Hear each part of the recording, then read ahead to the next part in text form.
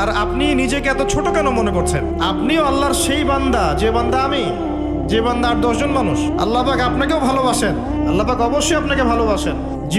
জীবনের দীর্ঘ সময় পর্যন্ত আপনি আল্লাহকে ডাকেন নাই, আল্লাহ আপনাকে ফেলে দেয় নাই। আল্লাহ আপনাকে খাওয়ান, এখনো পরান, বাঁচিয়ে রেখেছেন, আল্লাহ নিয়ামত দিয়েছেন। আল্লাহ আপনাকে ভালো না বাসলে এমনি করেন? আল্লাহ পাক অপেক্ষা করছেন কবে খালি আপনি আসবেন আল্লাহর কাছে, এসে বলবেন আস্তাগফিরুল্লাহ ওয়া আতুবু ইলাইহি। আল্লাহ পাক অপেক্ষা করে বসে আছেন আপনার জন্য। আপনি কোথায় যাচ্ছেন? ফাআইনা তাযহাবুন। আল্লাহ পাক বলেছেন ফাআইনা তাযহাবুন, কোথায় যাচ্ছ তোমরা? কোথায় যাচ্ছেন? টাকার পিছনে, বাড়ি গাড়ি, স্ট্যাটাস, স্ত্রী সন্তান, ভোগবিলাসের পিছনে?